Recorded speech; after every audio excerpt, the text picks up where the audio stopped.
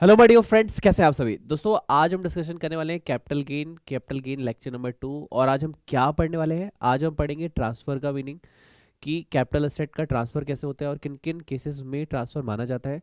Second thing we learn about the computation of capital gain. Section 48 refer करने वाले हैं, जिसमें हम short term and long term सीखेंगे, इंडेक्सेशन के टॉपिक सीखने वाले हैं। तो सबसे पहले आगे स्टार्ट करने से पहले एक बार जो हमारा प्रीवियस लेक्चर का टॉपिक था उसको फटाफट रिवाइज कर लेते, क्योंकि कैपिटल गेन एक बहुत बड़ा टॉपिक है अपने आप में। इसमें हम शॉर्टकट्स नहीं ले सकते, इसमें full discipline and full consistency चाहिए अगर हमें एक बार में पूरा चैप्टर रिकॉल आए तो इसका वे क्या है, शुरुआत से जितनी बार रिवीजन हो सके इतनी बार रिवीजन करो कि आपके सबकॉन्शियस माइंड में with sections with all provisions हर चीज़ जो है सेट हो जाए।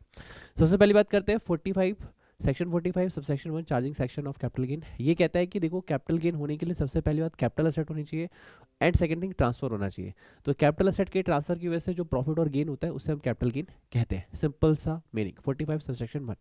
तो हमने कहा कि सर कैपिटल गेन आप हमें पढ़ा रहे हैं तो आपने चार्जिंग सेक्शन बता दिया, लेकिन कैपिटल असेट और ट्रांसफर का मीनिंग नहीं बताया। तो सबसे पहले हमने बात की कैपिटल असेट की, lecture number 1 capital asset section 2 clause 14। Capital asset means तीन चीज़ों को बताया गया, जिसमें से एक सी ए फाइनल के लिए, दो हमारे लिए। पहला है any kind of property held by an SSC. SSC के पास किसी भी टाइप की प्रॉपर्टी है तो हम उसे कैपिटल असेट मानेंगे, चाहे वो बिजनेस में यूज हो रही हो या पर्सनल पर्पज में यूज हो रही हो। सेकंड हमने कहा एफआईआई ने कोई भी सिक्योरिटी हेल्ड कर रखी है उसे हम कैपिटल असेट मानेंगे। थर्ड है यूलिप 1010 डी के अंदर एग्जाम है, सी फाइल का टॉपिक है। ये हमारा हो गया कैपिटल असेट का मीनिंग। बट इट में एक्सक्लूड, इसमें कुछ चीज़ें बाहर की गई हैं। सबसे पहली बात stock in trade. Stock in trade में कहा गया रॉ मटेरियल है, आपका क्लोजिंग स्टॉक है, आपका फिनिश गुड्स है। ये सारी चीज़ें क्या हो गई मेरे दोस्त? बोलो बोलो बोलो। ये सारी चीज़ें हो गई आपकी एक्सक्लूड। एक्सक्लूड मतलब कैपिटल सेट की डेफिनेशन से बाहर है, यानी ये कैपिटल सेट नहीं है। और अगर कोई चीज़ अगर कैपिटल सेट नहीं है तो कैपिटल गेन भी नहीं लगेगा। यानी स्टॉक एंड ट्रेड जो है कैपिटल असेट नहीं है, यानी इस पर कैपिटल गेन नहीं लगेगा अगर आप इसे सेल करते हैं तो। ओके अगला है personal effect. Personal effect assessee या उसके फैमिली मेंबर जो पर्सनल यूज़ के लिए चीज़ें यूज़ कर रहे हैं अपने घर में या फिर पर्सनल पर्पज़ या बिजनेस में, जैसे आपकी वेयरिंग अपीयरेंस है, आपका फर्नीचर है, आपका टीवी है, आपका फ़ोन है, जो आप पर्सनल पर्पज़ में यूज़ कर रहे हैं, आप जो कपड़े पहन रहे हैं, ये सारी चीज़ें पर्सनल पर्पज़ के लिए आती है और इसे कैपिटल असेट की डेफिनेशन से बाहर किया गया है। लेकिन इट में एक्सक्लूड, इसमें भी कुछ चीज़ एक्सक्लूड है। यानी देखो कैपिटल असेट से कुछ एक्सक्लूड किया गया, यानी वो कैपिटल असेट नहीं है, लेकिन जो एक्सक्लूड है उसमें से एक्सक्लूड किया गया, यानी ये जो छह चीज़ें हम पढ़ने वाले हैं ये कैपिटल असेट बन जाती है। Drawing, painting, sculptures, archaeological collection, any other work of art, और उसके बाद क्या है, ज्वेलरी। ये सारी चीज़ें क्या हो गई आपकी कैपिटल असेट मानी जाएंगी। यानी अगर आप इसे ट्रांसफर करते हैं तो फिर ये क्या मानी जाएगी, आपकी कैपिटल असेट मानी जाएगी। इसके बाद हमने देखा कि रूरल एग्रीकल्चर लैंड। तो रूरल एग्रीकल्चर कौन सी है? जो अर्बन नहीं है। अगर अर्बन होगा तो कैपिटल असेट है, रूरल है तो कैपिटल असेट नहीं है। अगर कैपिटल असेट कोई चीज़ नहीं है तो कैपिटल गेन भी नहीं होगा। यानी रूरल अगर कैपिटल असेट नहीं है, यानी अगर उसको आप ट्रांसफर करते हो तो कैपिटल गेन नहीं लगेगा। वही अर्बन जो है वो कैपिटल असेट है, उसे ट्रांसफर करते हो तो कैपिटल गेन लगेगा। तो हमने कुछ लिमिट्स देखी। अगर आप म्यूनसिपैलिटी ठीक है, वहाँ से 2 किलोमीटर तक चेक कीजिए 10,000 की population, 2 kilometre to 6 kilometre check कीजिए 1 लाख की पॉपुलेशन, 6 to 8 चेक कीजिए 10 लाख की पॉपुलेशन। अगर ये कंडीशन सेटिस्फाई हो जाती है तो फिर आप क्या हो जाएंगे, अर्बन हो जाएंगे। अगर ये कंडीशन सेटिस्फाई नहीं होती, अगर आपकी पॉपुलेशन इससे कम है तो फिर आप क्या हो जाएंगे, रूरल हो जाएंगे। ठीक है, रूरल है तो कैपिटल असेट नहीं है, और कैपिटल असेट नहीं है तो कैपिटल गेन नहीं लगेगा। फिर हमने पढ़ा specified gold bond, special barrier bonds और गोल्ड डिपॉजिट बॉन्ड्स, ये भी कैपिटल असेट के डेफिनेशन में नहीं आते। ये था अब तक का रिकॉल जो हमने पिछले लेक्चर में पढ़ लिया। Now we start from concept number 3 section 2 clause 47। ठीक है, अब हम क्या पढ़ने जा रहे हैं? हम पढ़ने जा रहे हैं ट्रांसफर का मीनिंग। सर ट्रांसफर का मतलब आपने लेक्चर नंबर 1 में सिखाया था सेल। ट्रांसफर यानी सेल। तो क्या सेल ही हम पढ़ने वाले हैं? नहीं, अब कुछ चीज़ें एक्स्ट्रा पढ़ने वाले हैं। जैसे सेल के अंदर एक्सचेंज भी आता है। देखो पहला वर्ड है सेल, आपने ये पढ़ लिया था। सर एक्सचेंज मतलब मेरे पास 2 बिल्डिंग है, आपके पास 1 बिल्डिंग है, बट आपके पास बड़ी बिल्डिंग है, मेरे पास 2 छोटी बिल्डिंग है, हमने एक्सचेंज कर लिया। या फिर आपने मेरे ऑफिस में एसी लगे हुए हैं 2, आपके पास एक अच्छी सी मशीनरी है, हमने एक्सचेंज कर लिया। तो एक्सचेंज भी आपका क्या आता है सर? ट्रांसफर की डेफिनेशन में आता है। फिर 2 वर्ड एक साथ सीखने, एक है रिलिंग्विशमेंट, ठीक है, और एक है आपका एक्सटिंग्विशमेंट। इसके लिए आप बेस्ट एग्जांपल क्या रखेंगे? यहां पे आप रखेंगे राइट शेयर। राइट शेयर मतलब देखो आपने राइट शेयर लॉ के अंदर पढ़ा होगा, बहुत सारी अकाउंट के अंदर भी पढ़ा होगा। राइट शेयर में क्या होता है, कंपनी आपको शेयर अवेलेबल कराती है डिस्काउंटेड प्राइस पे। जो शेयर मार्केट में चल रहा है 100 रुपीज़ का, कंपनी आपको 70 में राइट देती है कि आप हमारे एग्जिस्टिंग शेयर होल्डर है, तो आप उसे 70 में लेना चाहे तो ले सकते हैं। अगर ये मार्केट में इशू हुआ तो ये 100 का होगा। तो राइट इशू, राइट शेयर ये होता है। तो आप अपने राइट को जब छोड़ते हैं कि जी हमें नहीं लेना, तो इसे हम कहते हैं रिलिंग्विशमेंट और एक्सटिंग्विशमेंट। रिलिंग्विशमेंट एक्सटिंग्विशमेंट में एक माइनर सा डिफरेंस है, एग्जाम में कभी नहीं पूछेगा, बस आपके नॉलेज के लिए। एक है हमने अपने राइट खुद से छोड़ दिए, एक है हमें अपने राइट छोड़ने पड़ रहे हैं। This is relinquishment and extinguishment. ये हमारा टॉपिक हो गया रिलिंग्विशमेंट एंड एक्सटिंग्विशमेंट। ये सारी चीजें क्या है, ट्रांसफर है। इसके बाद है अगला compulsory acquisition under any law. Compulsory acquisition जैसे मोदी जी हैं, कह रहे जी यहाँ से ना हमारा इंफ्रास्ट्रक्चर बनने वाला है, यहाँ से ना मेट्रो लाइन जाएगी। अब उस मेट्रो लाइन का जो रास्ता है, रेलवे लाइन का जो रास्ता है, वहाँ पे आपका घर आ रहा है। उनका जी आपका घर जो है हटाना पड़ेगा, तोड़ना पड़ेगा। आपने कहा मैं कहाँ जाऊँगा, गवर्नमेंट ने आपको कंपनसेशन दिया। तो compulsory acquisition under any law, चाहे कोई सा भी लॉ, अगर कंपलसरी एक्विजिशन आपकी प्रॉपर्टी आपसे ली जा रही है लेकिन आप देना नहीं चाहते, तो इसे हम कहते हैं कंपलसरी एक्विजिशन। हाँ, लेकिन गवर्नमेंट उसके बिहाफ पे आपको कंपनसेशन देती है, आपको नुकसान नहीं होने देगी, अपनी तरफ से जितना भी कंपनसेशन होगा वहाँ का वो आपको देती है, अलॉट करती है। अगला है the capital owner of capital asset may convert the same into the stock in trade. ये सारे जो केसेस है ना, इनके ऊपर स्पेसिफिक प्रोविजन भी आने वाले हैं, और उन स्पेसिफिक प्रोविजन में आप स्पेसिफिक क्वेश्चंस भी देखने वाले हैं। इसके अंदर क्या होता है, लेट सपोज आप एक गोल्ड शॉप बना रहे हैं, गोल्ड शॉप, ज्वेलरी शॉप, आपकी बेटी का, आपकी वाइफ का और आपका मिला के आपके पास 20 तोला 20 kg जो है गोल्ड अवेलेबल है। 20 तोला तो बहुत ज़्यादा बोल दिया मैंने, हाँ 20 तोला चलो ठीक है अवेलेबल है। तोला, तोला बोलते हैं सोना में, गोल्ड में तोला वर्ड यूज़ किया जाता है। और आपने अपनी शॉप स्टार्ट की 50 तोला से, तो आपके पास 20 था आपने घर का यूज़ कर लिया, 30 आपने बाय कर लिया, ओवरऑल 50 का स्टॉक आपने रखा हुआ है। क्वेश्चन आया कि सर ये जो ज्वेलरी है ये कैपिटल सेट मानी जाती है, आपने 2 क्लॉज 14 के अंदर सिखाया था, ओके। तो आपने जब अपना घर का मटेरियल, पर्सनल इफेक्ट तो है लेकिन ये कैपिटल एसेट है ज्वेलरी, क्योंकि उसकी वैल्यू टाइम टू टाइम बढ़ती है। तो वो जब आप अपने घर की चीज़ों को आप अपने बिजनेस में यूज़ कर रहे हैं, यहाँ पे क्या लिखा है, कैपिटल एसेट में convert the same into the stock in trade. आपने उसे क्या किया, स्टॉक इन ट्रेड की तरह ट्रीट किया, क्योंकि अब वो 20 जो तोला आपने यूज़ किया अपना, अपनी वाइफ का, अपनी बेटी का लेके, वो तो अब आप किसी को भी बेच देंगे, उस पर प्रॉफिट अर्न करेंगे। और अब business carried out by him such conversion is treated as transfer. तो ये जो आपने अपनी असेट बिजनेस में लगा दी, इसको हम ट्रांसफर मानते हैं। अगला है द मैच्योरिटी और redemption of zero coupon bond. ये क्या होता है सर, जीरो कूपन बॉन्ड का क्या लॉजिक होता है, ये मैंने आपको पहले भी सिखाया था, नहीं सिखाया तो अभी सिखा रहा हूँ। जीरो कूपन बॉन्ड क्या होता है, गवर्नमेंट ने इशू किया लेट सपोज 60 रुपीज़ का, कि आज आप 60 रुपीज़ का बाय कर लो, आफ्टर 5 ईयर हम आपको 100 रुपीज़ इसके बिहाफ पे पे करेंगे। जीरो कूपन बॉन्ड, इस पे इंटरेस्ट नहीं मिलता है, इस पे वैल्यू बढ़ा के रिडीम किया जाता है। तो जब भी या तो इसका मैच्योरिटी पे रिडम्पशन होगा, मैच्योरिटी और रिडम्पशन, ठीक है, जब भी होगा तो इसको हम ट्रांसफर मानते हैं। अगला है part performance of the contract, sometime position of an immovable property is given in the consideration of part performance of a contract. देखो इसके लिए एक एग्जांपल आप रख सकते हैं पार्ट परफॉर्मेंस का, कि मान लीजिए मैंने आपके साथ एक कॉन्ट्रैक्ट किया, उस कॉन्ट्रैक्ट में आपको नुकसान हो रहा है, आपने कहा कि इस नुकसान की भरपाई कौन करेगा, तो मैंने अपनी असेट आपको दे दी, कैपिटल असेट आपको दे दी कि भाई तेरे को नुकसान हो रहा है ना, चल मैं ये देता हूँ, मैं काम नहीं कर पाऊंगा, इसकी बिहाफ पे ये असेट दे रहा हूँ, एग्जाम्पल ले रहा हूँ मैं आपको। तो उस केस में क्या होगा कि पार्ट परफॉर्मेंस के बिहाफ पे आपने जो असेट दी उसको भी हम ट्रांसफर ट्रीट करेंगे। अगला है there are certain types of transaction which have the effect of transferring to enabling the enjoyment of an immovable property. देखो एक एग्जांपल देता हूँ, आपने घर किसी के नाम नहीं किया, आपने डॉक्यूमेंटेशन नहीं दिया, लेकिन आपने पोजीशन दे दिया, वो आपकी प्रॉपर्टी इंजॉय कर रहा है। डॉक्यूमेंटेशन नहीं किया, अभी डीड नहीं साइन हुई है, लेकिन राइट दे दिया यूज का, तो उसको भी हम ट्रांसफर मान लेते हैं। ठीक है, ये हमने हाउस प्रॉपर्टी के अंदर डिम्ड ऑनर के अंदर ये टॉपिक पढ़ा था। तो दीज आर सम ट्रांसफर। एक बार फटाफट इसको रिकॉल करेगा, क्या एग्जाम में ये डायरेक्टली पूछेगा, नहीं डायरेक्टली नहीं पूछेगा। इसके क्वेश्चंस बनते हैं, क्वेश्चंस में यूज किया जा सकता है क्या ये ट्रांसफर है या नहीं है। सबसे पहली बात, sale exchange, relinquishment extinguishment, compulsory acquisition by government, इसके बाद जीरो कूपन बॉन्ड की मैच्योरिटी और रिडम्पशन। इसके बाद आपने देखा जब आप पर्सनल चीज़ें जो है स्टॉक एंड ट्रेड के तौर पे बिजनेस में यूज़ करने वाले हैं, यानी आप अपनी चीज़ें कन्वर्ट कर रहे हैं स्टॉक एंड ट्रेड के तौर पे। उसके बाद आपने कहा कि अगर आपने काम नहीं किया उसके बदले में सामने वाले को लॉस ना हो तो आपने अपनी प्रॉपर्टी दे दी, इसी भी ट्रांसफर माना जाता है। उसके बाद है कि आपने कोई भी ऐसी ट्रांजेक्शन की जिसकी वजह से सामने वाले आपकी प्रॉपर्टी का एंजॉयमेंट कर रहे हैं, तो उससे भी हम क्या कहते हैं, ट्रांसफर कहते हैं। दीज आर सम केसेस, और इस तरीके से आप इसको याद रख सकते हैं, ठीक है।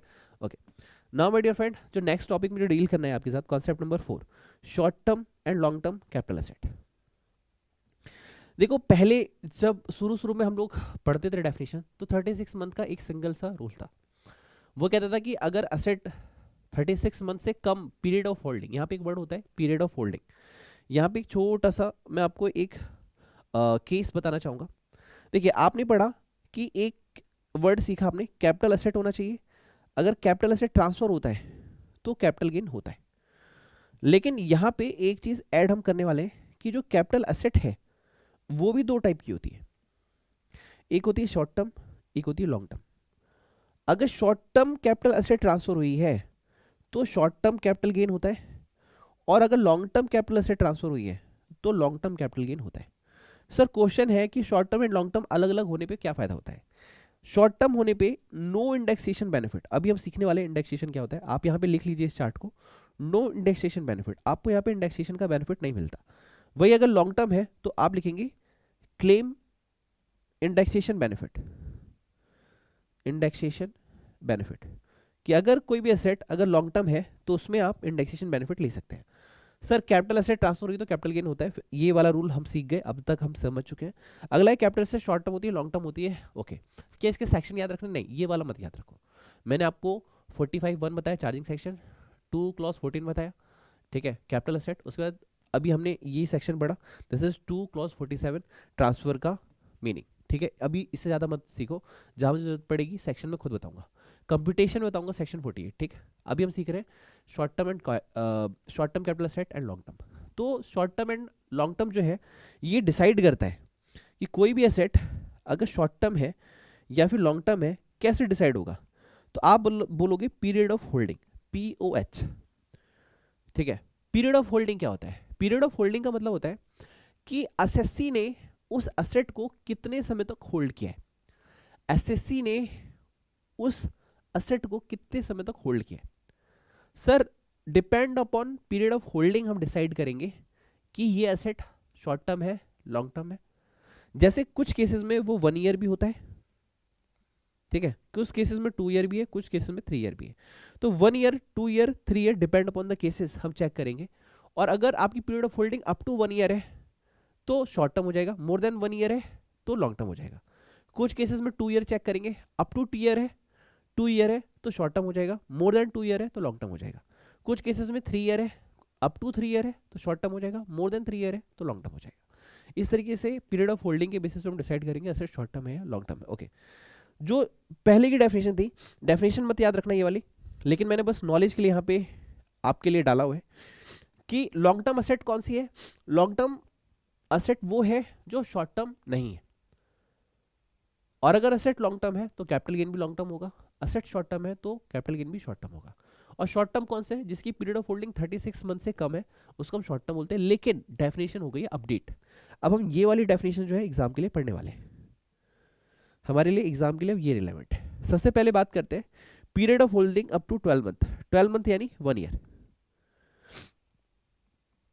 ये जो पर्टिकुलर 3 केसेस है, इस केस के अंदर अगर आपने अप टू 1 ईयर होल्ड किया तो short term, more then 1 year hold किया तो लॉन्ग टर्म हो जाएगा। जैसे सबसे पहले जीरो कूपन बॉन्ड, अगर आपने कोई भी जीरो कूपन बॉन्ड बाय किया था, अगर आप उसे मोर देन 1 ईयर होल्ड करते, सर मैंने 3 ईयर होल्ड किया तो लॉन्ग टर्म, 2 ईयर होल्ड किया long term, sir 1 year 1 month hold किया लॉन्ग टर्म। अगर 12 मंथ से कम है, 1 ईयर से कम है तो इसे बोलेंगे शॉर्ट टर्म। पहली बात क्लियर हो गई। ओके, अगला है security listed in a recognised stock exchange. Question है कि सर अगर सिक्योरिटी जो है लिस्टेड है, अगर अनलिस्टेड हुई तो यहां पे आती है। पहले वर्ड है सिक्योरिटी, तो सिक्योरिटी में यहां पे बात हो रही है आपकी डेब्ट की, ठीक है। सिक्योरिटी अदर देन यूनिट, यहां पे यूनिट की बात नहीं हो रही, यहां पे प्रेफरेंस शेयर में देखो सिक्योरिटी में आपके शेयर भी आ गए, आपका डेब्ट भी आ गया, ठीक है। तो वो सभी सिक्योरिटी जो कि रिकॉग्नाइज स्टॉक एक्सचेंज पे लिस्टेड है वो सभी सिक्योरिटी जो रिकॉग्नाइज स्टॉक एक्सचेंज में लिस्टेड है उस पर पीरियड ऑफ होल्डिंग 1 ईयर की चेक करेंगे। अप टू 1 ईयर है तो शॉर्ट टर्म है, मोर देन 1 ईयर है तो लॉन्ग टर्म है। अगला वर्ड यहां पे लिखा गया, ध्यान सुनेगा, unit of equity oriented fund और यूनिट ऑफ यूटीआई। सर ये इक्विटी ओरिएंटेड फंड क्या होता है? देखो पहले तो वर्ड सीखो यूनिट क्या होता है। यूनिट पहले सीखते हैं, यूनिट, यहां पे वर्ड है यूनिट। यूनिट क्या होता है? देखो यूनिट का मतलब क्या होता है, जैसे आपको शेयर मार्केट का नहीं पता कि कहाँ कितना पैसा लगाना है, कैसे लगाना है, तो एक असेट मैनेजर बन जाता है। वो क्या करता है, आप सर आप कितना लगा जाते हो, 100 रुपये, आप कितना 500, आप 1000, आप 2000। उसने आप सबसे पैसे लिए, लेट सपोज उसके पास 1 करोड़ रुपीज आ गए। उसने 1 करोड़ को अपने माइंड के लेवल से, अपनी नॉलेज के लेवल से कहीं भी पैसा लगा दिया उसने, तो वो आपको शेयर तो दे नहीं सकता क्योंकि शेयर तो उसने बाई किए। उसने आपको यूनिट पकड़ा दी कि मान लीजिए 100 रुपीज़ की 1 यूनिट है, तो आपने अगर 1000 दिए तो 10 यूनिट्स, 500 दिए तो 5 यूनिट्स। इस बेसिस वो आपको यूनिट अलॉट कर देता है। अब वो अपने हिसाब से इक्विटी और डेब्ट जैसा उसको ठीक लगता है वो पैसे जो है मार्केट में इन्वेस्ट करता है। ठीक है, यूनिट का मतलब क्लियर हो गया। इक्विटी ओरिएंटेड क्या मतलब, वो म्यूचुअल फंड जहां पे मोर देन 65%, अप टू 65% अगर इक्विटी में इन्वेस्टेड है तो उसको बोलते हैं equity oriented. Sir 65% up to डेब्ट में है तो उसे बोलेंगे डेब्ट ओरिएंटेड। समझ में आ रहा है आपको? अगर इक्विटी ओरिएंटेड आपका फंड है और अगर आपके पास उसकी यूनिट है तो पीरियड ऑफ होल्डिंग देखी जाएगी 12 मंथ, और 12 मंथ से कम है तो शॉर्ट टर्म, और 12 मंथ से अगर क्रॉस करता है तो उसे हम बोलते हैं long term. Unit of UTI, अगर यूटीआई है आपके पास, यूटीआई की कोई यूनिट है तो पीरियड ऑफ होल्डिंग देखेंगे 12 मंथ, 12 मंथ से कम होल्डिंग है पीरियड ऑफ होल्डिंग तो शॉर्ट टर्म, 12 मंथ से अगर एक्सीड कर गया तो लॉन्ग टर्म। ओके, ये 3 पॉइंट हो गए। अगला जी unit unlisted share. Sir listed share तो ऊपर आ गए, अनलिस्टेड है तो उसके लिए हम पीरियड देखेंगे 24 मंथ, या फिर आप बोल सकते हैं 2 ईयर। 2 ईयर तक अगर होल्ड किया, अप टू 2 ईयर है तो short term, more then 2 year है तो long term. Sir land and building, land and building या फिर दोनों, लैंड एंड बिल्डिंग दोनों, तो इस केस में भी 24 मंथ का पीरियड चेक करने वाले हैं। 24 मंथ तक होल्ड किया तो short term, more then 24 month hold किया आपने तो लॉन्ग टर्म। ओके, इसके बाद अगला है 36 मंथ, ये है 3 ईयर का पीरियड। इस केस में अगर आपने 3 ईयर तक होल्ड किया, अप टू 3 ईयर होल्ड किया तो शॉर्ट टर्म, और मोर देन 3 ईयर होल्ड किया तो लॉन्ग टर्म। ठीक, इसमें क्या क्या आ रहा है, इसमें सबसे पहले यूनिट ऑफ डेप्ट ओरिएंटेड। सर इक्विटी ओरिएंटेड में 1 ईयर का टाइमिंग पीरियड है, डेप्ट ओरिएंटेड में कितना है सर, 3 ईयर का, 36 मंथ का। Okay, up to 36 month short term, more than 36 month long term. Equity oriented 12 month, डेप्ट ओरिएंटेड 36 मंथ। ये चीज आपको याद रखनी है। अगला है unlisted security other than shares. Shares नहीं है सर, शेयर्स नहीं है तो क्या होगा, डेप्ट होगा। तो उस केस में 36 मंथ, 3 ईयर का टाइम पीरियड चेक करते हैं, up to 36 month short term, more than 36 month long term.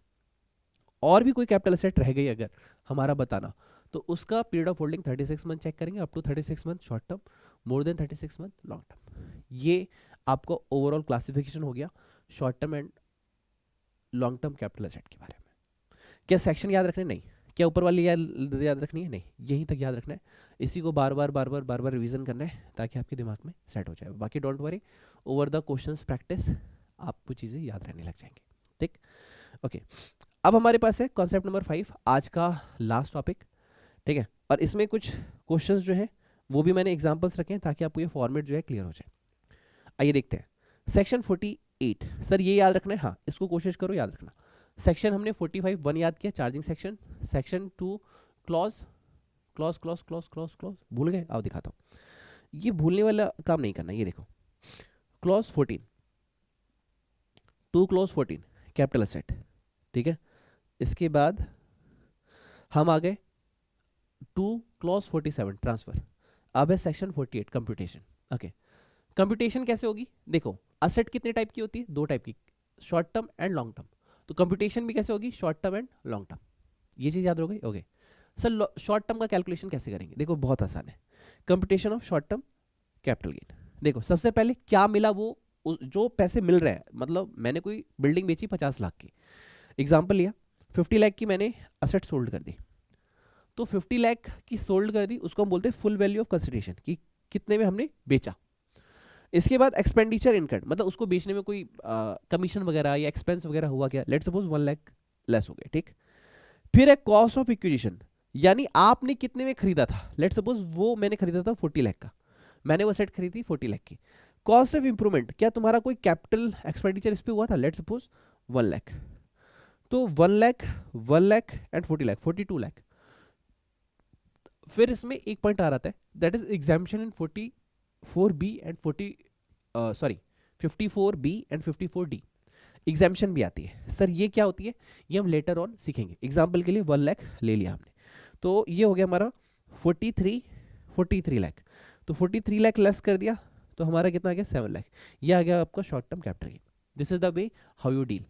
तो पहले है फुल वैल्यू ऑफ कंसिडरेशन, कोई भी सेलिंग एक्सपेंसेस है इसको आप क्या बोल सकते हैं, सेलिंग एक्सपेंस, वो आप लेस कर देंगे। कॉस्ट ऑफ इंप्रूवमेंट है कोई, वो लेस कर देंगे। कॉस्ट ऑफ एक्विजिशन है वो लेस कर देंगे। कोई भी एग्जाम्पशन है वो लेस कर देंगे। सर एग्जाम्पशन क्या होता है, अभी चैप्टर खत्म नहीं हुआ है, हमें टाइम दीजिए, अभी सिर्फ सेकंड लेक्चर है, अप टू 7th और 8th lecture we will discuss, okay. एक एग्जांपल है यहाँ पे, आइए देखते हैं। Mister Ram purchase a house on 1 July 2020, okay, कितना सर, 10 लाख का। Sir house, land and building के केस में कितना टाइमिंग पीरियड है, 2 ईयर का। And consider is first floor, sir first floor cost of improvement, improvement मतलब capital expenditure, cost of improvement मतलब capital expenditure. Sir इसके ऊपर भी विद इन 2 लेक्चर हम डिस्कशन करेंगे, एक्विजिशन और इंप्रूवमेंट के ऊपर प्रॉपर। अभी बस फॉर्मेट सीख रहे हैं थोड़ा थोड़ा, ताकि दिमाग में सेट हो जाए, क्वेश्चंस हम सॉल्व कर पाए इसलिए। बाकी लेटर हम पूरी डिस्कशन करेंगे। कॉस्ट ऑफ इंप्रूवमेंट मतलब कैपिटल एक्सपेंडिचर है, हाँ जी कैपिटल एक्सपेंडिचर है। कितने किया sir, sir 6 lakh, okay. Sold कर दिया हाउस को 70 लाख का, and invested 2 lakh in NSC. Sir एक सेक्शन होता है 80C, वो कहता है कि अगर आप एनएससी के अंदर, नेशनल सेविंग सर्टिफिकेट्स के अंदर आप इन्वेस्ट करते हो तो हम 1,50,000 तक अलाउ करते हैं। सर इसने 2 लाख किया है तो सिर्फ 150 अलाउ होगा, 50,000 एक्स्ट्रा जो है वो अलाउ नहीं होगा। सर 5 करोड़ इन्वेस्ट किया है तो भी 1,50,000 ही अलाउ होगा। ये 80C की डिडक्शन है। लेटर ऑन 80C टू 80 एक चैप्टर है डिडक्शन का, वहां हम प्रॉपर सीखेंगे, ठीक, ओके। नाउ क्या ये हाउस 2 ईयर के अंदर बेच दिया गया, यस। तो क्या ये शॉर्ट टर्म है लॉन्ग टर्म है, सर ये शॉर्ट टर्म है। तो ये वाला पॉइंट यहाँ लिख दिया गया कि हाउस होल्ड किया है 2 ईयर में, 2 ईयर में, तो ये शॉर्ट टर्म कैपिटल एसेट है, ओके। तो full value of consideration 70 lakh, cost of acquisition, cost of improvement, selling expense कुछ भी था नहीं था, तो ये 54 लाख आ गया यहाँ पे हमारा। Gross income 54 lakh, 80C deduction 150, यहाँ पे डिडक्शन कितना है, एनएससी के अंदर कितना किया है 2 लाख, बट रिस्ट्रिक्टेड आप लिखेंगे रिस्ट्रिक्टेड अप टू 1,50,000, यानी वैसे तो 2 लाख इसने किया है लेकिन रिस्ट्रिक्शन है हमारी, मैक्सिमम 150 दे सकते हैं। तो टोटल इनकम आ गया 52,50,000। This is the way how you deal the question, this is the way, this is the format how you learn and understand, ठीक, okay. Now my dear friend, computation of long term capital gain. Long term capital gain की computation सीख रहे हैं। Sir format में क्या फर्क है, कुछ भी नहीं है। सर फॉर्मेट में फर्क नहीं है तो अलग अलग क्यों है, हाँ ये सही क्वेश्चन है। Full value of consideration, yes. Selling expense, yes. Cost of acquisition, yes, acquisition मतलब बाय करने की कॉस्ट। इंप्रूवमेंट मतलब कोई भी कैपिटल एक्सपेंडिचर, यस अलाउ। और सर एग्जाम्पशन जो आपने बताया आगे हम सिखाएंगे, हाँ सेक्शन 54, यस। तो सर फर्क क्या है मैं आपको बता रहा हूं। यहां पे जो कॉस्ट ऑफ एक्विजिशन है और कॉस्ट ऑफ इंप्रूवमेंट है, यहां पे मिलता है इंडेक्सेशन। क्या मिलता है यहाँ पे, इंडेक्सेशन। अब क्वेश्चन ये सर इंडेक्सेशन क्या होता है, तो यहां पे यही लिखा गया कि देखो full value of consideration, yes. ये क्या है sir, selling expense, selling expense allow हो गए। Cost of acquisition, cost of improvement, word क्या है, इंडेक्सेशन। यहाँ पे इंडेक्सेशन अलाउ होता है। सर डिफरेंस क्या है वो अभी हम सीखने वाले, डिस्कस करेंगे।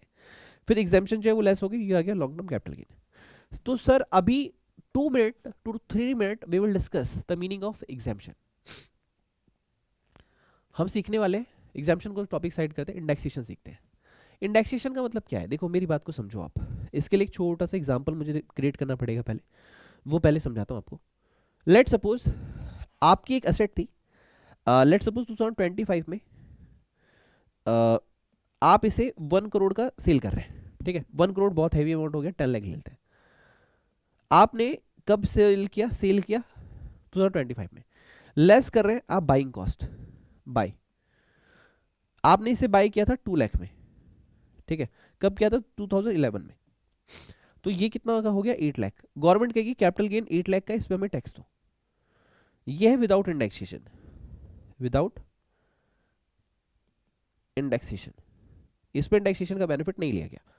अब इंडेक्सेशन का बेनिफिट आपको समझ में आ गया क्यों लिया जाता है, तो आपको ये समझ में आ जाएगा इंडेक्सेशन क्या होता है। देखो वो ये कह रहा है कि मान लीजिए 10 लाख में दिक्कत नहीं है, 10 लाख तो यहाँ भी 10 लाख ही रहेगा, हमें यहाँ पे दिक्कत नहीं है। दिक्कत ये है कि सर ये जो 2 लाख आप यहाँ पे लेस कर रहे हैं 2011 का, आप सेल कब कर रहे हैं 2025 में, तो ये जो 2011 की वैल्यू आप 2011 के हिसाब से ले रहे हैं, इसे 2025 के हिसाब से लीजिए, 2025 के हिसाब से लीजिए। अगर आप इसकी वैल्यू को आज के हिसाब से लेंगे, ध्यान सुनेगा, आप इसकी वैल्यू को अगर आज के हिसाब से लेंगे तो आप ये जान पाएंगे कि फाइनल कैपिटल गेन कितना है। कैपिटल गेन क्या कि बेचा कितने का और लागत कितने की, आप तो लागत पुरानी वाली ले रही है। अगर यही वैल्यू आप 2025 में ना बेच के अगर आप इसे 2011 में ही सेल करते तो ये 5 लाख का ही जाता। ये तो आप इसे 15 साल बाद बेच रहे हैं, इस वजह से 5 लाख की जगह 10 लाख का गया। तो जब आप जो वैल्यू ले रहे हैं फुल वैल्यू ऑफ कंसिडरेशन आज के हिसाब से, तो कॉस्ट भी आज के हिसाब से लो।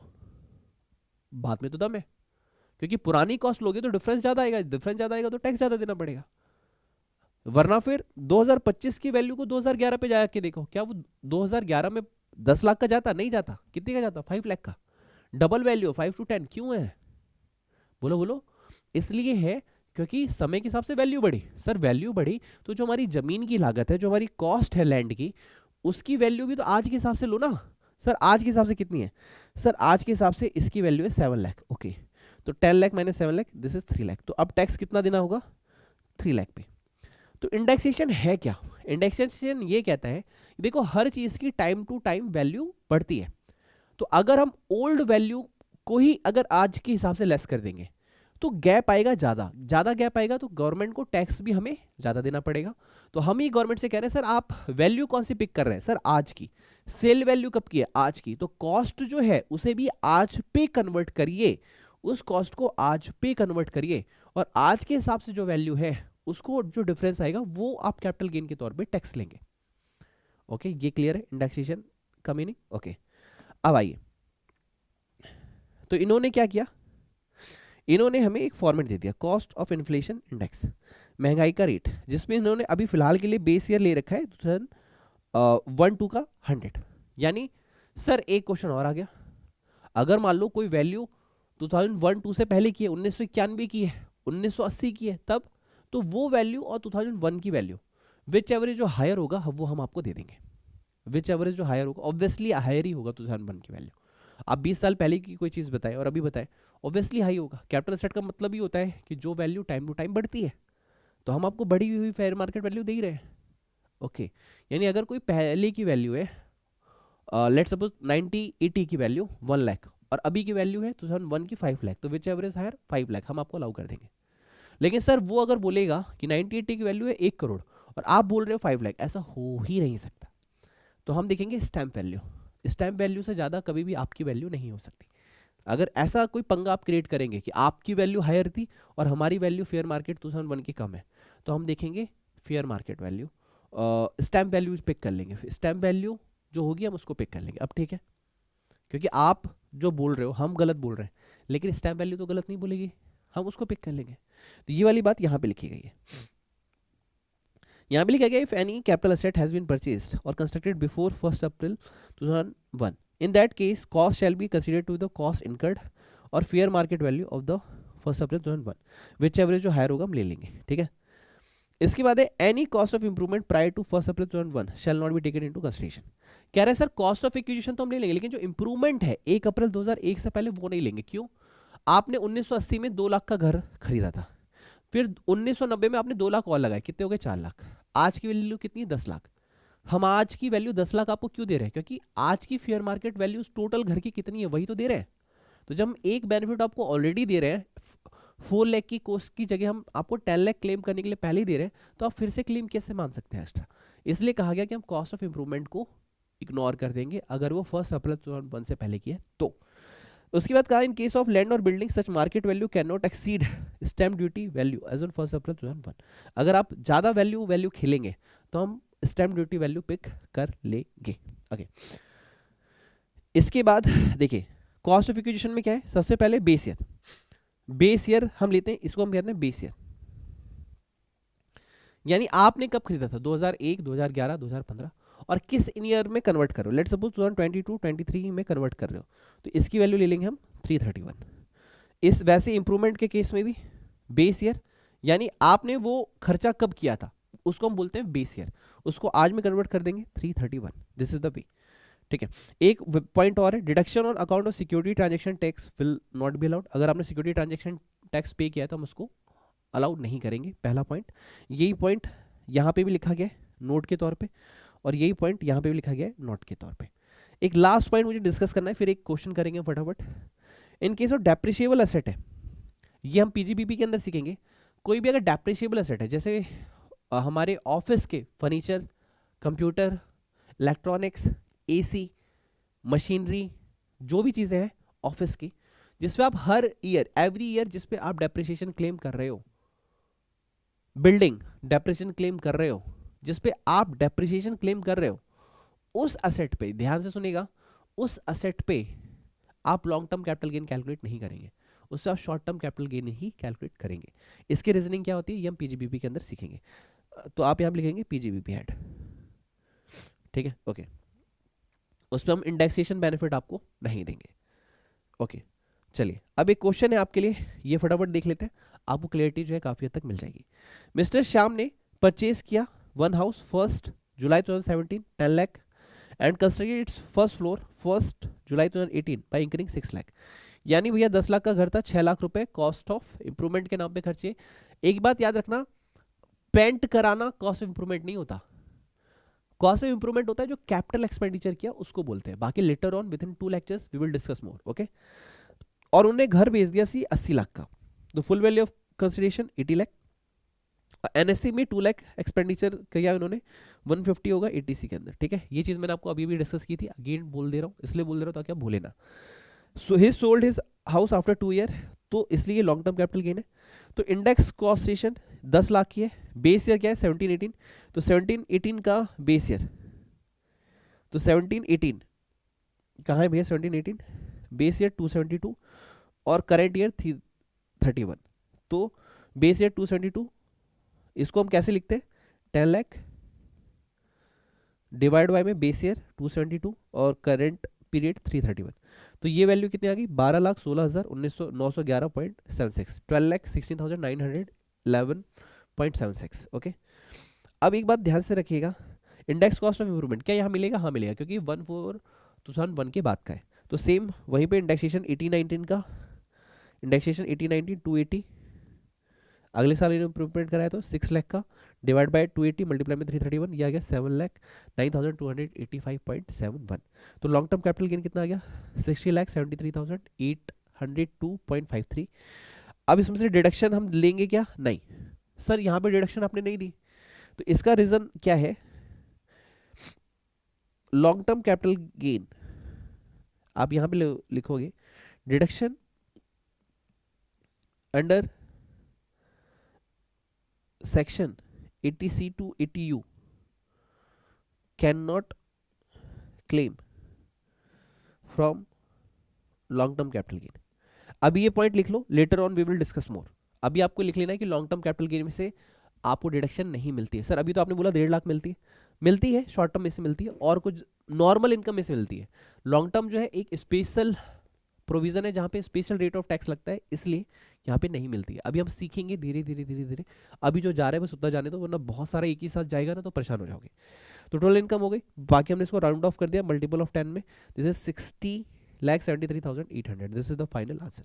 ठीक है, इसी के साथ हमारी जो डिस्कशन है कंप्लीट हो गई। अगर आपके पास किसी अच्छे टीचर्स के नोट्स हैं तो आप वो रेफर कर लो, नहीं है तो ये नोट्स बाय कर लेना फ्रॉम डिस्क्रिप्शन बॉक्स। वीडियो पसंद आया हो तो लाइक करना, ताकि मैं ऐसे ही डेडिकेशन के साथ आपके लिए और बेहतरीन वीडियोस जो है बनाता रहूं। मिलते हैं next video, wish you all the best, God bless you, take care and bye bye.